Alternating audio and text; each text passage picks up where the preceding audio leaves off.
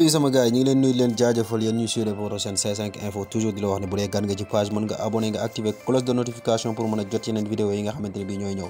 aussi bul fàtte le petit pouce bleu parce que c'est vraiment très important pour nous mën nga def aussi sa réaction ci commentaire yi. ñu door ak yéen nag suñu rubrique sport du jour ak nouvelle boobu nga xamante ne bii il nous vient tout récemment mi ngi doog a egsi mooy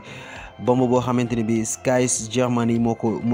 xamle muy que ne Sadio Mané est la priorité absolue de Bayern Munich donc Sky Germany nag pour ñu ko xamul benn journal la bu nekk foofu ca Allemagne boo xamante ne bii nag day joxe ay info yu fiable surtout ci transfert yi tamit donc Sadio Mané mooy priorité kooku di Bayern Munich muy nag loo xamante ne bii foogee wuñ ko woon. Bon mais nag donc 2023 bi ñu jëm nag on peut voir bien évidemment un duo Sadio Mané Lewandowski imaginez ce duo xalaat leen duo boobu sama gars yi Sadio Mané mi nga xamante ni contrat am day jeex ca 2023 foofu ca Liverpool te prolongé gud ba léegi donc mën nañ ko gis foofu ca Bayern Munich foofu ca Allemagne saison prochaine. ñu jógee ci Sadio Mané jàll ba kooku nga xam ne mooy Kalidou Koulibaly di nga xamante ni mooy défenseur central international sénégalais di évoluer foofu ca Napoli donc moom tamit priorité la pour équipe boobu nga xam ne mooy Chelsea. Donc parce que Chelsea ñoom seen défense bi dafa mel ni dafa xaw a gàllagoose jamono bii ñu tollee parce que kooku nga xamante mooy Rudiger contrat am jeex na te du prolongé waat te tout porte à croire que dana yegg foofu nga xamante mooy ca Real Madrid fa lay signé saison prochaine ak aussi kooku di Christensen nga xamante ni bi signé na Barça ba léegi kooku di Chelsea aussi ñaari défenseur am wala bokk ñaar ci défense am bi instant bi ñu toll nii may wax ak yéen joxe nañ gànt wala boog laaj nañ pour jóge ci équipe bi pour saison prochaine donc nag priorité bi nga xamante ni bi Chelsea am na ko instant bi ñu toll mooy Kalidou Koulibaly donte xam na ne nag ça ne sera pas facile parce que benn ñoom Chelsea mënaguñu def benn transfert instant bi ñu toll ak seen problème président bi ñu yor donc ba léegi trouvé guñ benn acheteur wala boog amul benn acheteur bu fiable bu fa nekk mais nag tey jii ren tout porte à croire que ne balaa saison bee ubbiwaat danañ am beneen propriétaire danañ am keneen koo xamante ni danañ am ay investisseurs yoo xamante ni bii nii ñoo jël équipe bi te Kalidou Koulibaly mooy seen li nga xamante ni bii mooy priorité numéro 1 donc nag bu ñu jógee foofu ca Chelsea ñu desandi yéen ba ca Angleterre ba léegi mais cette fois-ci avec Paul Pogba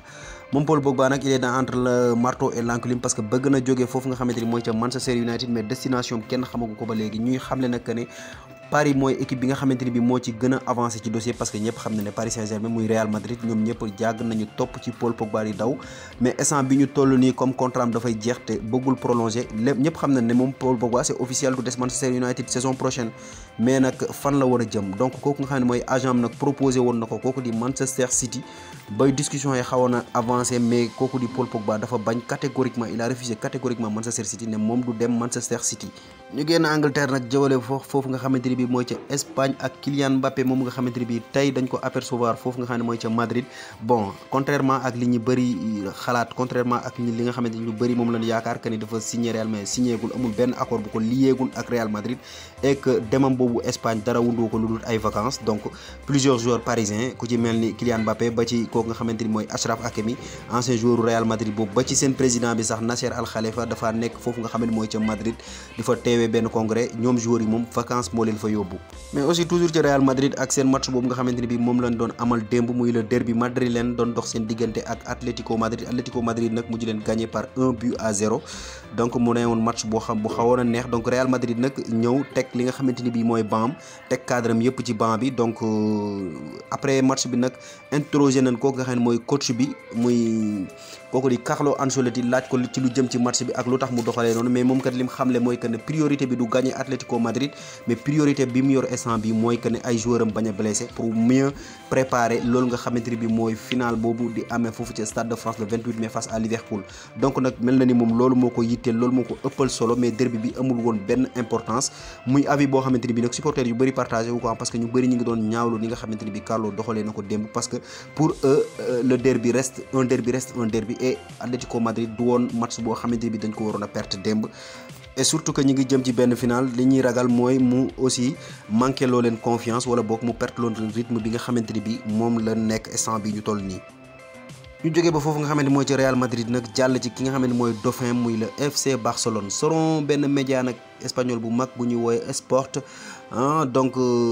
nga xamante tey ji ci suba dafa xëy bind fësal ci ab xëtu njëkk yéene kaayam muy la hora de Lewandowski donc mooy signifier que ne nag heure Lewandowski jot na donc nag Lewandowski mi nga xamante ni bii waa Bayern ñoom pour rien au monde bëgguñu ko bàyyi mu dem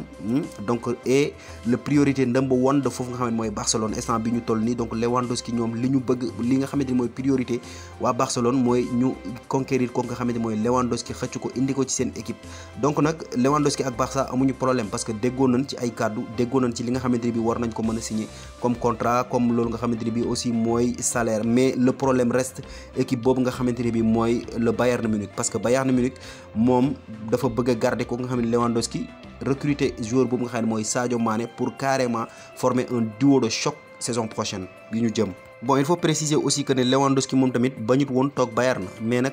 franchement li ko Bayern proposé woon loolu la nanguwul li ko Bayern nekk di proposé loolu la nanguwul parce que Bayern da ko proposé beneen année de contrat donc ñu xam ne Lewandowski contrat am 2023 lay jeex donc benn année moo ci des donc il est lié à Bayern jusqu'à 2023 mais ñoom waa Bayern dañ ko bëgg a yokkal benn année donc loolu nag muy technique bu bees boo xamante ni bii nii gars yi dañ koy utiliser wala club yi dañ koy utiliser ci joueurs yu màggat yi wala boog joueurs yi nga xamante ni bii dañoo xaw a seen âge dafa xaw a avancé muy yokkal la benn at année par année comme ni ko Modric di defee ak équipe boobu nga xamante mooy Real de Madrid donc benn année lañ ko bëggoon a yokkal mais Lewandowski ak agent ñoom 3 ans la ñu laajoon 103 ans ñoom du ñu yokk seen contrat foofu nga xam ne mooy ca Bayern Munich mais aussi les discussions avancent mais après kooku nga xam ne mooy Lewandowski waa Barcelone tamit ñoom tamit yamuñu rek ci kooku nga xam ne mooy Lewandowski pour saison prochaine parce que ciblé nañ yeneen joueur parce que comme ni ngeen ko xamee kooku nga xam ne mooy Kessié ak Christensen ñoom signé nañ foofu ca Barça ba léegi Christensen nag nekk foofu nga xamante ni bi mooy ca Chelsea nekk défenseur central donc à part Christensen moomu nag Azpilicueta et Marcos Alonso ñi ngi ci viseuru Barcelone ñoom nag ñëpp xam nañ ne ñoom li ñu bëgg instant bi mooy ñëw foofu nga xam ne mooy ca Barcelone parce que ñoom dem nañ sax ba demander ne ñoom dañoo bëgg a quitter club bi officiellement demandé nañ ko ne dañoo bëgg a quitter dañoo bëgg a dem foofu nga xam ne mooy ca Barcelone mais nag lii problème bi mooy que ne Chelsea amagul beneen président amagul beneen kii te instant bi ñu toll nii li gën a yitteel Chelsea mooy trouver beneen président boo xamante ni bi mooy doxal affaire yi kon donc on peut attendre bu beneen président ñëwee foofu nga xam ne mooy ca Chelsea beneen propriétaire bu bees donc ñu gis Azpilicueta et Marcos Alonso saison prochaine foofu nga xam ne mooy ca Barcelone mais aussi ba tey Barcelone est entré en course pour milieu terrain défensif boobu nekk ca Monaco international français muy Tchouaméni donc nag Barcelone mi ngi concurrencer Real Madrid bu baax ci dossier boobu nga xam ne mooy Tchouaméni donc muy nag loo xamante ni bii lu doy waar la c'est un duel à suivre entre les deux rivaux espagnols mais tamit ba foofu nga xam ne mooy ca Barcelone tamit kooku nga xam ne mooy Rafinha yi nekk foofu nga xam ne mooy ca Leeds United nekk milieu de terrain mën a jouer aussi excentré tamit mi ngi ci seeni viseur yàgg nañ ci dox te il paraît que ne ñoom danañ football si moom tamit danañ ko recruter foofu nga xam ne mooy ca Barcelone mais foofu ca Barcelone ku wax nag recrue di ñëw wax tamit joueurs yi nga xamante ni bi war nañu génn wax tamit joueurs yi nga xamante ni waroon nañu libérer place bi parce que foofu ca Barcelone kat ñoom tamit ciblé nañ ay joueurs ku ci mel ni Memphis Depay nee nañ bu Lewandowski ñëwee en cas de arrivée de Lewandowski kooku di Memphis Depay dañ koy mettre sur le marché donte bu dee nag l'international hollandais muy Memphis Depay moom dafa demander à rester moom li mu bëgg mooy des foofu ca club catalan boobu di Barcelone mais aussi ku ci mel ni Frenkie de Jong ñi ngi ko doon annoncé fan yi yëpp foofu nga xam ne mooy ca Manchester United ñoom Barcelone nee nañ bu offre bu baax tegee ci table ji pare nañ pour libérer kooku nga xam ne mooy Frenkie de Jong foofu ca Manchester United à savoir nag ki nga xam ne moo réclamé Frenkie de Jong foofu ca Manchester United du kenn ku dul seen coach boobu di Erik ten Hag nga xam ne ren lañ ko recruter donc moom nag xam na gone gu bu baax parce que moo ko yoroon foofu ca Ajax Amsterdam donc nag lii leen loon tey seen C5 info di la wax ne bu dee gan nga ci page mën nga abonné nga activer cloche de notification pour bañ a rater beneen vidéo yi nga xamante ne bi ñu ngi koy dugal aussi mën nga def sa réaction ci commentaire yi le petit pouce bleu bu ko fàtte parce que c'est vraiment hyper important pour nous merci et à très bientôt